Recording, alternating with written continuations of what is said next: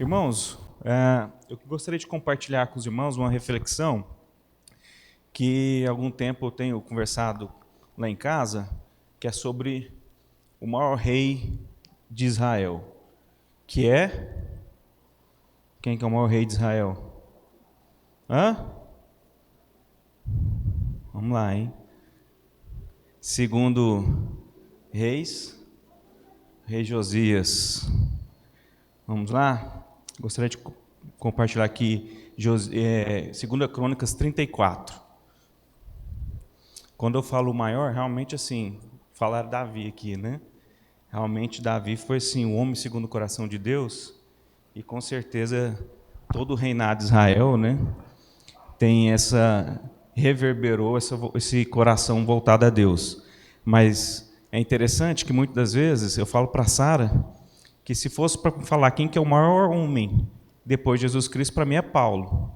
Mas assim, a gente vê com nossos olhos, muitas vezes a gente se identifica, mas vem Jesus e fala que o maior homem nascido de mulher é João Batista.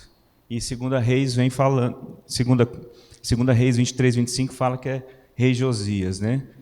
E eu gostaria de compartilhar com os irmãos, então, 2 Crônicas 34, você também vai ver a história de Josias ali em 2 Reis 22, 23, e eu vou ler esse capítulo todo, nós vamos gastar um tempinho nessa leitura, e depois a gente refletir um pouquinho sobre a vida desse homem. Com esse entendimento que o Velho Testamento não é algo do passado, é apenas uma história. Na verdade, nós temos que ler o Velho Testamento numa ótica do Novo Testamento, pois tudo aponta para Cristo, amém? Josias, vamos lá, 2 Crônicas 34, eu vou ler na versão transformadora. Josias tinha 8 anos quando começou a reinar e reinou em Jerusalém por 31 anos. Fez o que era certo aos olhos do Senhor e seguiu o exemplo de seu antepassado Davi, não se desviando nem para um lado nem para o outro. No 8º ano do seu reinado, enquanto ainda era jovem, começou a buscar a Deus e seu antepassado Davi. Então, no 12º ano, começou a purificar Judá e Jerusalém, destruindo os santuários idólatras, os postes de Azerá, os ídolos esculpidos e as imagens de metal. Deu ordens para que fossem destruídos os altares de Baal e despedaçados os altares de incenso que ficavam acima deles. Também ordenou que os postes de Azerá, os ídolos esculpidos e as imagens de metal fossem despedaçados e espalhados sobre os túmulos daqueles que lhe haviam oferecido sacrifício. Queimou os ossos dos sacerdotes idólatras sobre os seus próprios altares e, com isso, purificou Judá e Jerusalém. Fez a mesma coisa nas cidades de Manassés, Efraim e Simeão, e até distante Naftali, bem como nas ruínas ao seu redor. Destruiu os santuários idólatras e os postes de Azerá. Deixa eu... Só porque eu fui acompanhar ali. Vou acompanhar aqui mesmo, que é mais fácil que ler ali na frente. Reduziu os ídolos, o pó despedaçou todos os altares de incenso em toda a terra de Israel. Por fim, voltou a Jerusalém. No 18º ano do reinado de Josias, depois dele purificar a terra e o templo, nomeou Zafá, filho de Azalias, Maceias, governador de Jerusalém, e Joá, filho de Joacás, o historiador do reino, para restaurarem o templo do Senhor, seu Deus. Eles entregaram ao sumo sacerdote Ilquias a prata recolhida pelos levitas, que guardavam as portas do templo de Deus. As ofertas foram trazidas pelo povo de Manassés, de Efraim e de todos os remanescentes de Israel, bem como de Judá e de Benjamim, e pelos habitantes de Jerusalém. Ilquias e os outros líderes entregaram a palavra dos homens encarregados de supervisionar a reforma do templo do Senhor.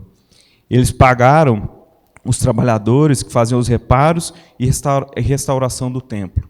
Também encontraram carpinteiros e construtores que compraram pedras cortadas para as paredes e madeiras para os suportes e as vigas.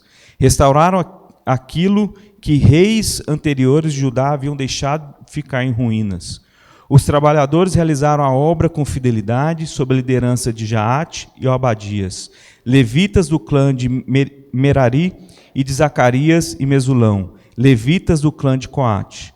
outros levitas, todos músicos, talentosos, ficaram responsáveis pelos carregadores e pelos trabalhadores em várias funções.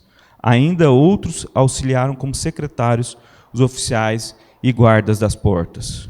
Enquanto estava retirando a prata e recolhendo no templo do Senhor, os sacerdotes Ilquias encontrou o livro da lei do Senhor, escrito por Moisés. Ilquias disse a Zafá, secretário da corte: encontrei o livro da lei no templo do Senhor. E Ilquias entregou o livro a Zafá. Zafá levou o livro ao rei e relatou: seus oficiais estavam fazendo tudo o que lhe for ordenado. A prata recolhida no templo do Senhor foi entregue aos supervisores e trabalhadores. Zafá também disse ao rei: o sacerdote Ilquias me entregou um livro. E Zafá leu o livro para o rei.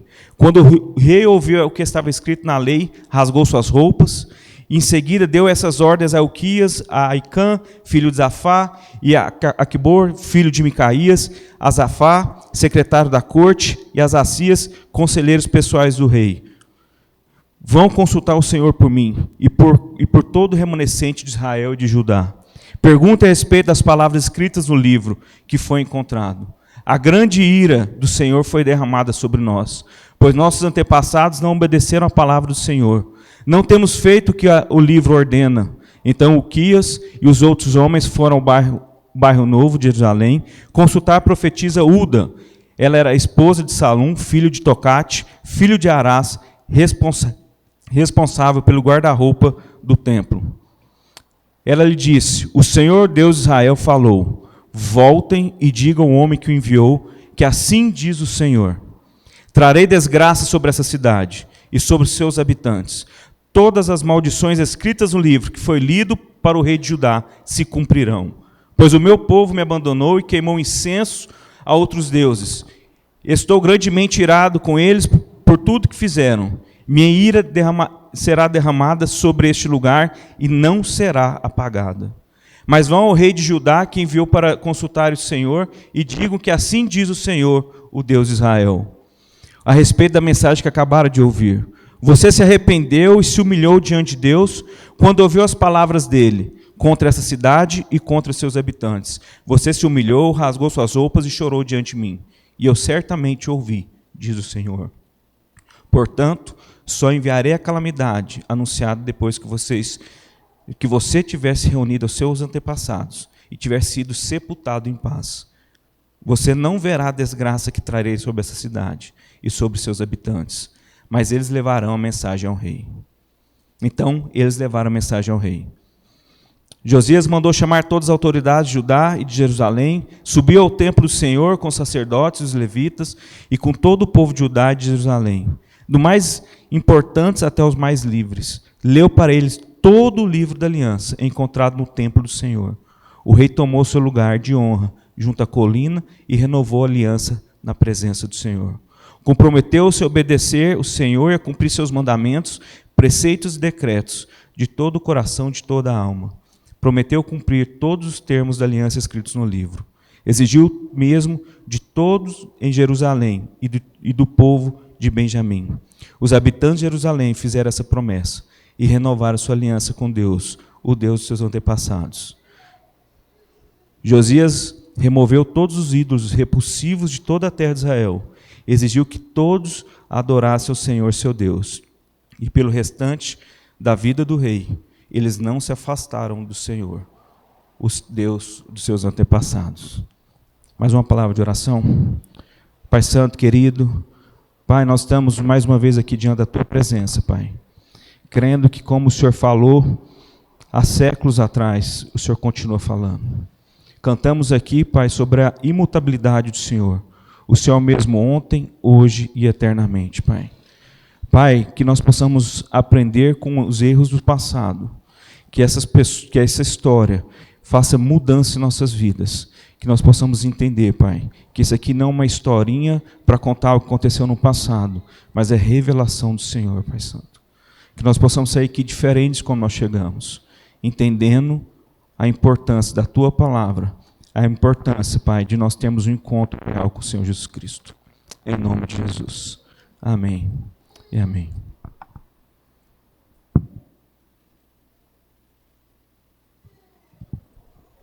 Talvez quem não está habituado com essa história pode pensar que Josias vivia uma época muito tranquila, né? Ou então de um renovar espiritual. E se você vê ali alguns, principalmente ali já no capítulo 33, ele vai falar quem foi o avô de Josias. O avô de Josias foi Manassés, talvez o pior rei que Jerusalém já teve. Ele não só construiu novos templos, trouxe prostituição, as prostitutas viviam no templo, na casa de Deus. E não só ele foi para a idolatria, como ele levou todo o povo à idolatria. E começou novo, com 12 anos, muitos anos, 55 anos, se não me engano, ele ficou como rei. Quando ele morre, nasce o pai de Josias. Aí você fala, agora vou entender por que Josias tinha essa postura.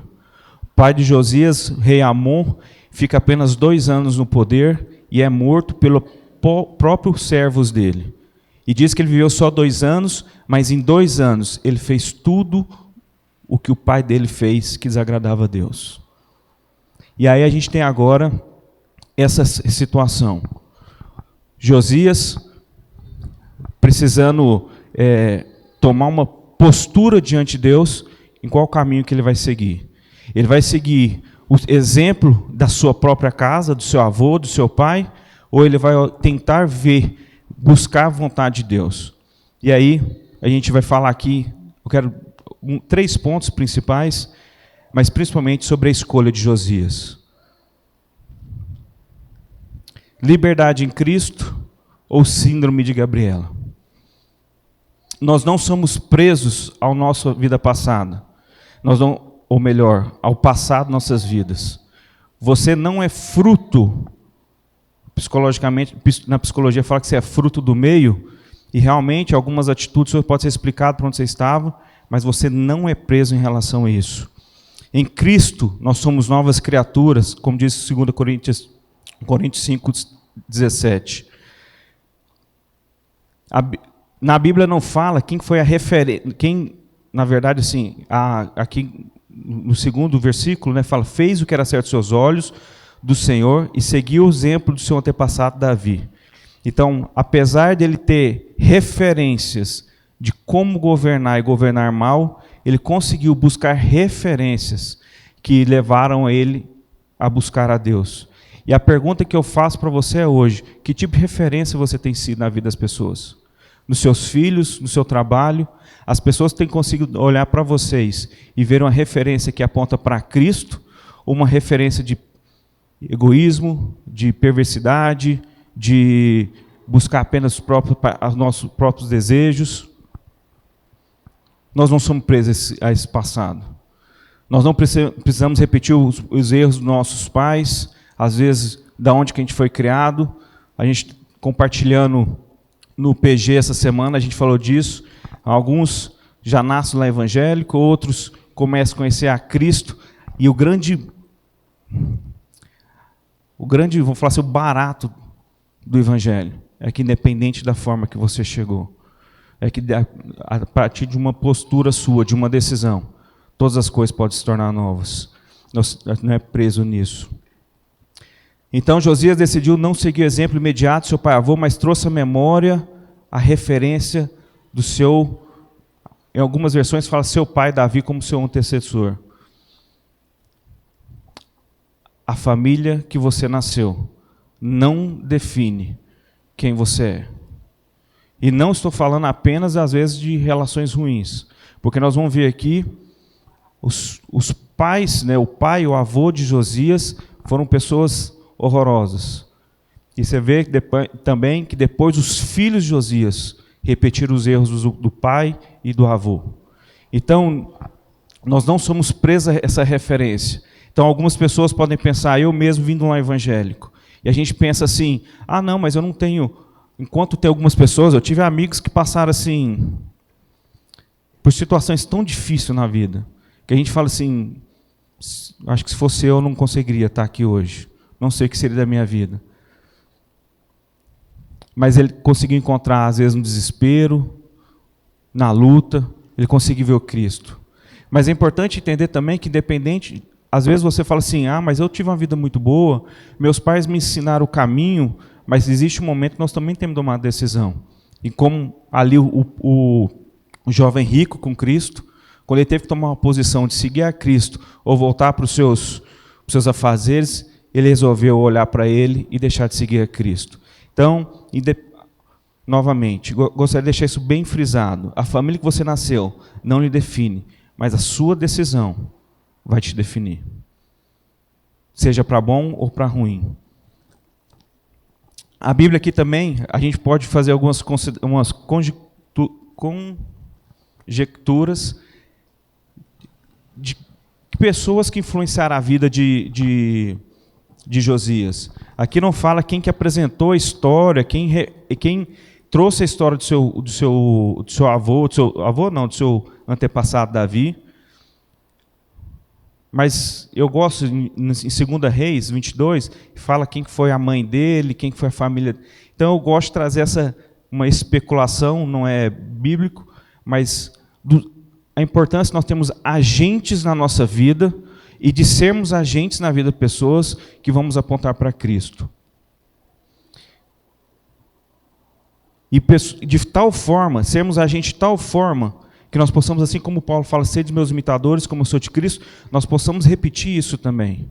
De forma que as pessoas, quando vermos como nós tratamos o nosso casamento, a nossa esposa, como nós agimos com nossos filhos, como nós agimos no momento de dificuldade, exercendo direito ou justiça, que é diferente. Eu, como advogado, eu sei que muitas das vezes o que é direito, o que é legal, não revela justiça.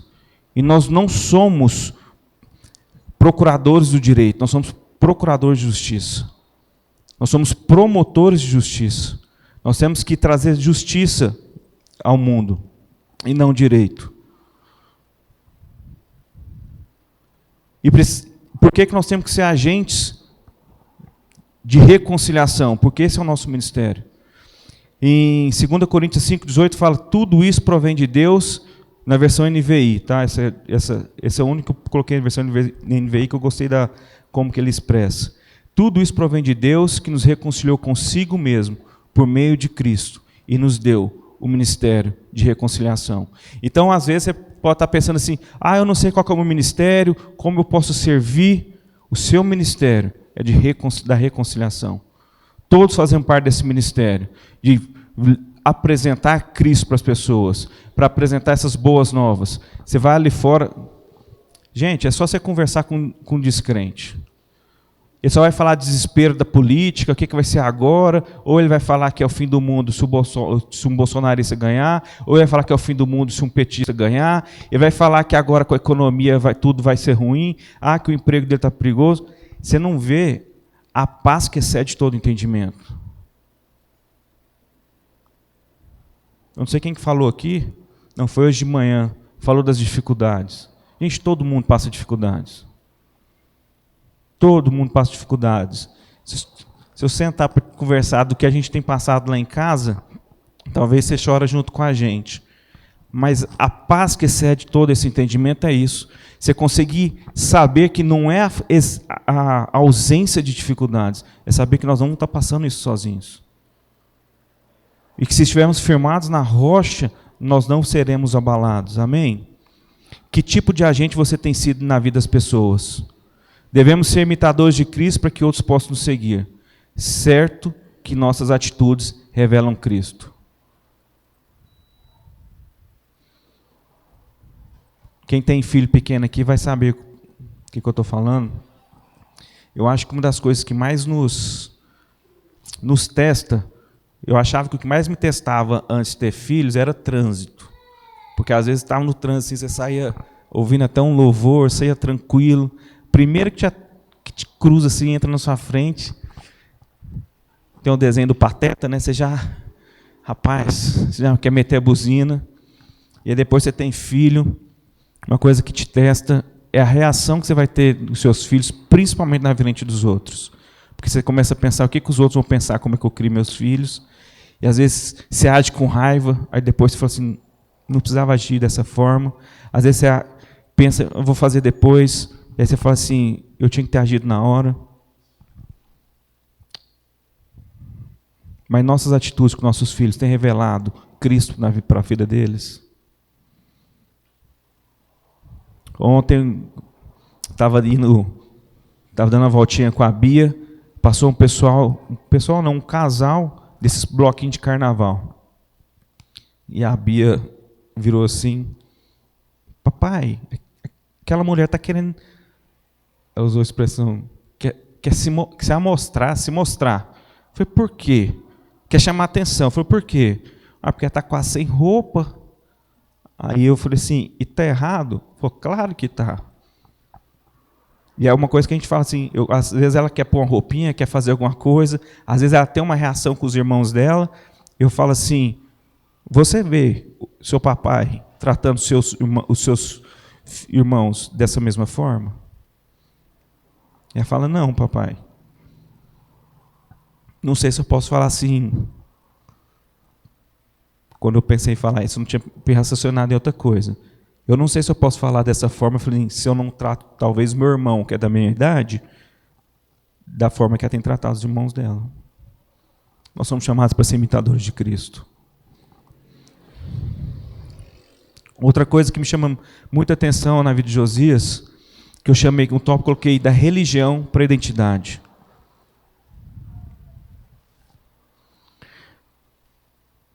Então talvez você pense assim, mas você não sabe a dificuldade que eu estou passando agora. Você não sabe da realidade que eu vim, ou como eu disse mais cedo. Não, eu não tenho essa realidade que Josias passou. E aí eu remoto uma frase que minha mãe, e quem conhece minha mãe sabe que é muito típico da uma frase dela, do estilo dela, que ela falava assim, Deus não tem netos, tem filhos. Então, desde pequeno, apesar deles tentarem mostrar o caminho, ela sempre falou isso para a gente, falou assim, vai chegar um momento da sua vida que vai precisar tomar essa decisão, que o papai e a mamãe não podem tomar. Então, vocês vão precisar tomar essa decisão. Esse encontro real, assim como Josias precisava ter um encontro com Cristo, e quando eu falo Cristo aqui, lá revelado apenas como Deus, eu estou trazendo a nova ótica do Novo Testamento nessa história. O encontro com Cristo muda a nossa identidade. Pessoas falar que teve um encontro com Cristo e mudou, continua sendo a mesma pessoa, não é que eu estou julgando que ela não encontrou Cristo. É porque não tem como ela ter encontrado Cristo. Ela pode ter tido emoção de achar que encontrou Cristo, ela pode achar que encontrou o Cristo que alguém apresentou para ela por ser algo barato. Hoje a gente vê, o pessoal fala muito assim, eu gosto de Cristo, eu não gosto do fã-clube. Não tem como isso. E aí, João 1,12 fala, mas a todos quanto receberam, deles o poder de serem feitos filhos de Deus.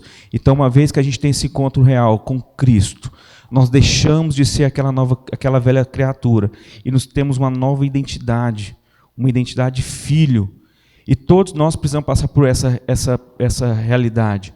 E é interessante você ver, é muito forte isso aqui, o rei Josias passando por essa, para mim é uma transição muito clara. Quando fala aqui em 2 Crônicas 34:3, é interessante a forma que aborda a mudança de identidade na vida de Josias. No 8º ano do seu reinado, enquanto ainda era jovem, começou a buscar o Deus do seu antepassado, Davi. Já no versículo 8 fala assim, no 18º ano do reinado de Josias, depois de ele purificar a terra e o templo, nomeou Zafá, filho de Azalias, Maesias, governador de Jerusalém, e Joá, filho de Joacás, o historiador do reino, para restaurarem o templo do Senhor, seu Deus. Quando você tem um encontro, agora não é mais o Deus que eu ouvi falar, mas agora o Deus que eu vejo. Quando a gente tem um encontro verdadeiro com Deus, não é mais o Deus das histórias boas, ou que muda uma prática ritualística, não é agora apenas eu deixar de fazer o que eu fazia, mas é uma mudança de DNA. Nós não somos mais guiados pelas nossas vontades, nós não somos mais guiados pelo que nós queremos, pelo que nós julgamos ser bom.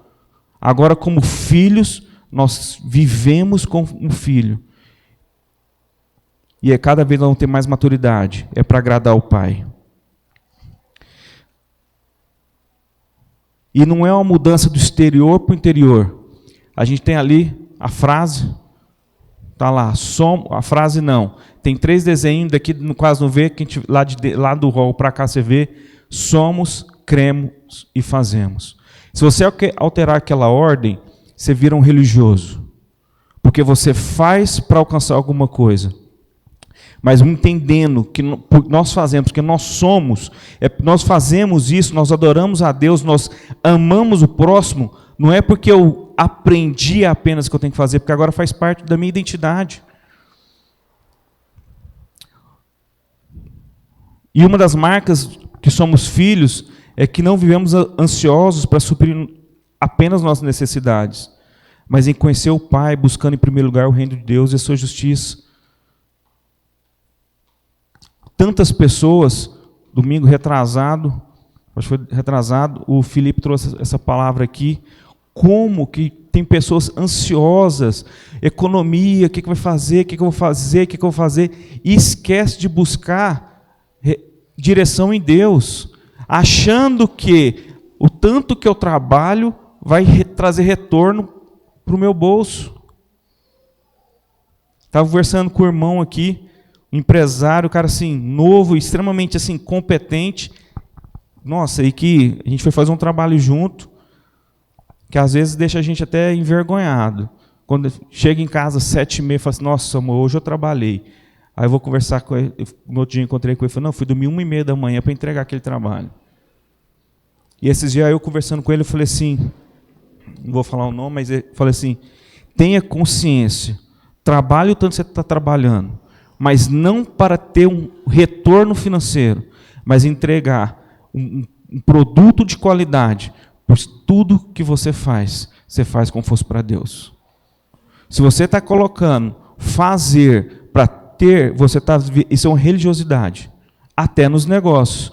Então, muitos têm buscado na Bíblia, tem invertido aqui, enquanto nós somos orientados a buscar primeiro o reino de Deus, a sua justiça, e as demais coisas nos serão acrescentadas, o que está sendo ensinado hoje em dia é, acorde 5 horas da manhã, leia a Bíblia, aí coloca alguns outros versículos sobre prosperidade, depois até citar um pouco sobre isso aqui, e aí começa a ter resultados na empresa, e está tudo certo. É isso mesmo, porque isso aqui, se isso aqui é a palavra de vida eterna, com certeza aqui vai ter palavra sobre negócios, vai ter sobre marketing, sobre como tratar o empregado, se nós temos que entregar um produto de excelência, porque nós não estamos entregando apenas para o meu cliente, mas fazendo como fosse para Deus, lógico que eu vou dar algo de qualidade, então vai ter retorno. Mas nós não fazemos isso para ter esse retorno. O retorno é uma consequência dos filhos de Deus que fazem para expressar essa graça, esse amor que não merecia, mas foi nos ofertado. Então, eu gostaria de fazer esse desafio para vocês também.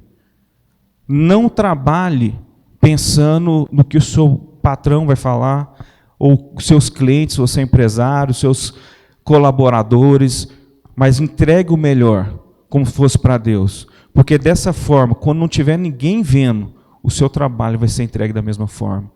Porque a gente faz como fosse para Deus. E uma outra questão que eu queria apontar aqui na vida de Josias, que tem um impacto muito forte em nossas vidas, e que me chocou muito quando estava lendo isso aqui, se for olhar, Josias já estava fazendo toda essa restauração. Quando foi restaurar o templo, eles acham a palavra, a lei. E isso é muito sério. Porque isso fala conosco também. O povo de Deus, que se chamava povo de Deus, e que era chamado por Deus como povo dele, não sabia nem onde que a palavra estava. Nem onde que a Bíblia estava. Natália, aqui, quando ela abriu o culto aqui, ela falou, aí você falou assim, Bem rápido, você comentou, tem os que conhecem e não fazem, e conhecem e fazem, alguma coisa assim. Na verdade, o que fazem você deixou implícito. Falou, tem gente que conhece e não faz. E tem um terceiro ainda, que é o que não faz porque não conhece. E a ignorância não é desculpável. Porque se ignorância fosse desculpável, a melhor forma de evangelismo era a gente parar de falar de Deus aqui. Se as pessoas estão fazendo lá porque são ignorantes, é melhor a gente ficar todo mundo quieto. Quando Cristo voltar, todo mundo é ignorante, todo mundo vai ser salvo.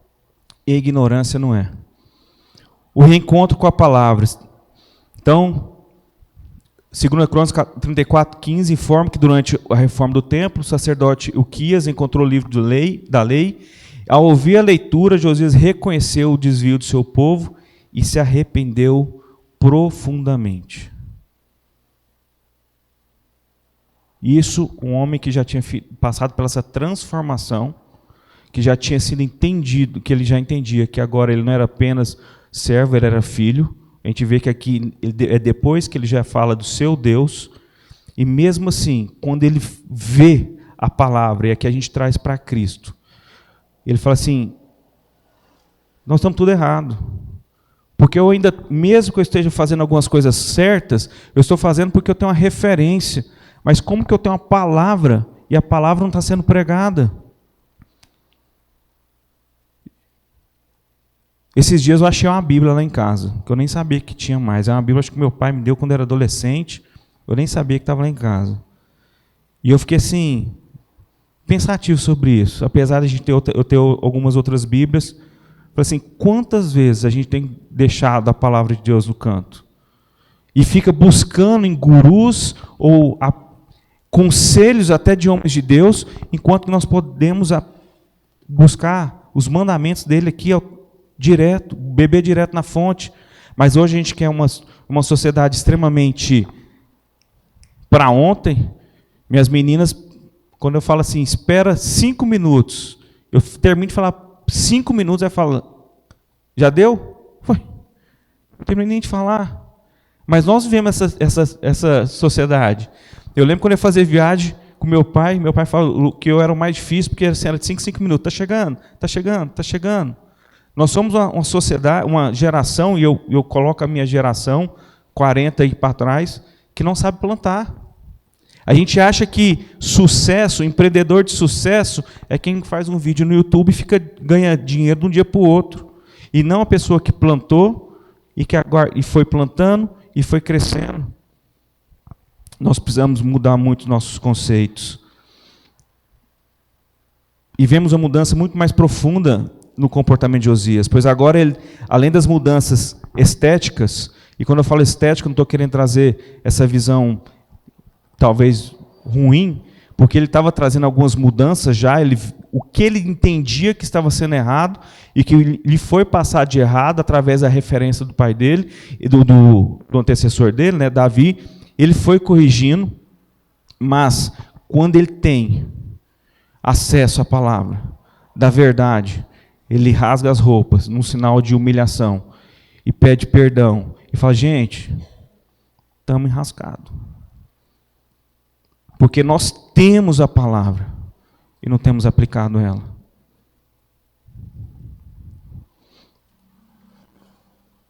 E se a gente fizer essa referência da palavra, essa palavra, a gente pode trazer esse simbolismo que João fala, em João 1:1, que fala que a palavra estava com Deus e a palavra era Deus, e essa palavra também, ela vem de logos, e esse logos é raciocínio, é lógica. A gente pode trazer para nós aqui que eles viviam uma lógica, uma forma de viver, que ele entendia que era ser correto, mas agora ele estava tendo a revelação de quem era o logos da vida dele. Como que ele tinha que conviver, como que ele tinha que agir agora, porque ele não era mais através do entendimento dele, mas do entendimento do próprio Cristo. Então nós precisamos pedir essa revelação de entender o que Deus quer para nossas vidas. Não é o que eu acho que é certo. A gente estava conversando hoje na hora do almoço, a gente saiu aqui depois do culto, foi conversando com alguns amigos, como nós temos facilidade para falar assim. Tinha uma irmã aqui que perdeu o emprego depois de 12 anos trabalhando, e ela, conversando com ela, falou assim, e ela queria sair, mas quando foi demitida sentiu muito. Eu falei assim, olha como nós somos de corações duros. Quando a gente é demitido, entende que não é de Deus. Mas se fosse uma promoção, é de Deus. Ou seja, nós somos guiados por um raciocínio desse mundo que é financeiro. Nós não somos chamados para viver esse mundo, nem os prazeres desse mundo. A palavra como guia, ela é lâmpada para os pés e direção para uma geração perdida. A prosperidade e o sucesso real vem de meditar e praticar as escrituras de dia e de noite. Não podemos obedecer a quem não conhecemos. Amar Jesus é guardar a sua palavra. João 14, 21, 26, até 26, 21 depois 23, ele fala assim, aqueles que aceitam meus mandamentos e lhes obedecem, são os que me amam. Depois do 23, Jesus respondeu, quem me ama faz o que eu ordeno. Meu Pai o amará e nós viremos para morar nele. Quem não me ama, não me obedece. E lembrem-se, essas palavras não são minhas, ela vem do Pai que me enviou. Eu digo essas coisas enquanto estou com vocês. Mas quando o Pai enviar o encorajador, o Espírito Santo, como o meu representante, ele lhes ensinará todas as coisas e os fará lembrar de tudo que eu lhes disse. Quem me ama faz o que eu ordeno. E o que ele ordena?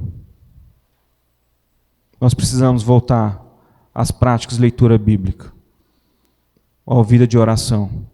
Se nós não buscarmos essa vida de oração e leitura da palavra, nós não podemos falar que amamos a Deus, porque não podemos amar que não conhecemos.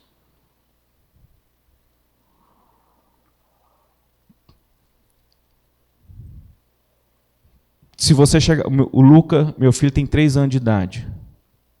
Se você chegar nele com balinha, um pirulito, provavelmente de longe, quando você mostrar o pirulito, ele vai sair correndo para pegar o pirulito. Mas você fala, vem aqui agora, vamos para minha casa, e vai virar as costas. Porque ele sabe que o pai dele ama ele, mas ele não te conhece. Assim nós temos que ser com Cristo. Nós não podemos falar que amamos a Deus se nós não nem sabemos quais os mandamentos dele para nós. Precisamos voltar a essa vida de leitura da palavra. E não pense que é vida de vir ao culto. Eu vou começar a ir no culto de manhã e à noite para ouvir da palavra. Não. É você com Deus também.